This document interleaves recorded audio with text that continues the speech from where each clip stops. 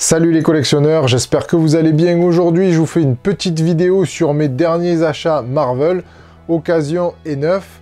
Alors, on va commencer par l'occasion. J'ai fait des bonnes petites affaires, comme on dit.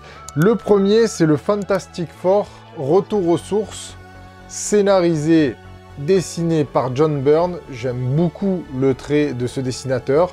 Les Fantastiques, c'est vrai que j'en parlais il n'y a pas longtemps avec un pote qui me disait que oui, il n'y avait pas grand chose qui avait été fait dernièrement pour remettre vraiment les 4 Fantastiques sur le devant de la scène.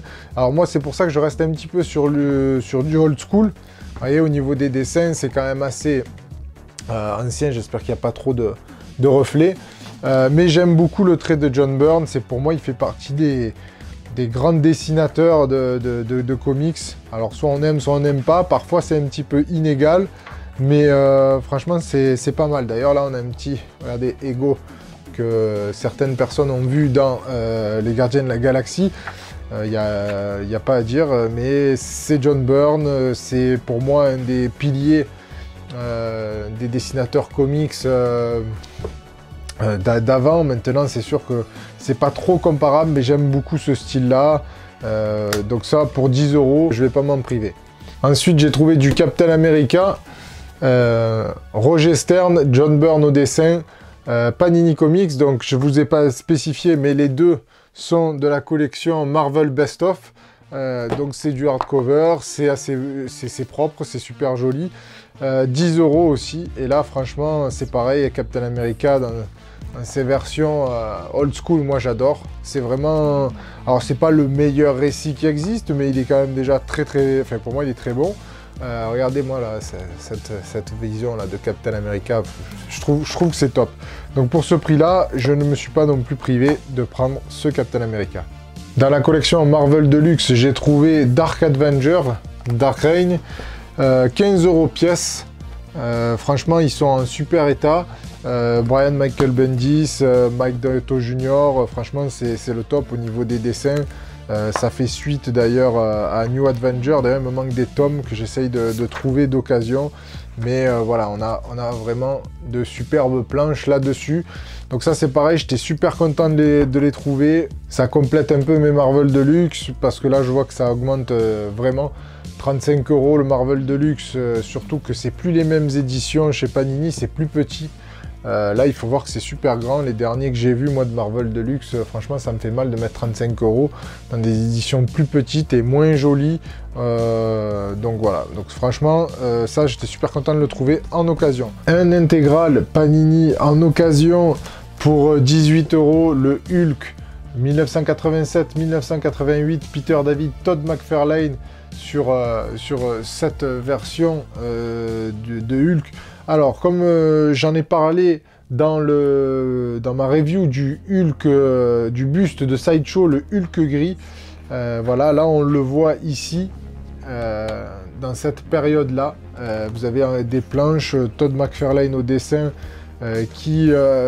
alors c'est pas toujours un trait qui est, c'est un petit peu inégal, surtout au début, mais là quand on rentre vraiment vers le milieu un petit peu de l'année, on voit qu'il a commencé à se faire un petit peu au trait de Hulk. On a vraiment un aspect pour moi qui est, vous avez le leader ici, regardez, là, je sais pas si on voit bien, voilà. Donc il y en a cette fois un Hulk gris, bien badass. Donc ça pour 18 €, il est en parfait état, j'ai tout de suite sauté sur l'occasion. On passe au neuf avec Symbiote Spider-Man, Peter David, Greg Lang. Alors j'ai pris ça en regardant la chronique de Max Faraday, que je vous conseille d'ailleurs, et merci d'avoir répondu à ma question, et félicitations encore pour tes 2000 abonnés. On va dire que tu me l'as vendu, donc ça m'intéresse je suis pas un gros lecteur de Spider-Man, ça fait longtemps que j'avais lâché un petit peu Spider-Man, j'ai même pas lu les Ultimate Spider-Man alors que tu es en train de faire une vidéo dessus, et je sais que c'est très bon, mais il faut que j'arrive à me les récupérer, mais ils valent une fortune. Là par contre ça m'intéresse parce que je trouvais que l'idée du scénario avec le costume noir, Mysterio un petit peu, enfin voilà, tu m'as bien vendu le truc. Donc franchement, j'ai acheté ça. Ensuite, j'ai pris Fantastic Four Grand Design de Tom Scioli. Alors ça, moi je trouve que quand on est fan du old school et qu'on veut quelque chose qui marie un petit peu le moderne et le old school avec une retranscription de la genèse des 4 Fantastiques ou ce qu'a fait Ed Piskor sur les X-Men, ben, je trouve que c'est top. J'aime le format, je suis pas du tout, par exemple, BD franco-belge, mais j'aime bien ce format, j'aime ce style, ce dessin, même si parfois c'est pas super joli, mais j'aime beaucoup, donc j'ai craqué. Je savais de toute façon, après avoir pris ceux de Ed Piskor, que j'allais prendre celui-ci, parce que les Fantastic Four, c'est vraiment pour moi une famille avant tout, que j'aime suivre aussi. Voilà pour ça. Toujours en neuf, un intégral de chez Panini, donc Hulk 1994 partie 1. Alors là, c'est toujours Peter David, et au dessin maintenant, c'est Gary Frank qui prend la place de Del Keown. Franchement, c'est super beau. Gary Frank, il a des traits aussi que j'aime énormément. Et surtout à cette époque, il y a franchement beaucoup de beaux dessins, de belles planches, de la couleur des années 90 que j'aime beaucoup.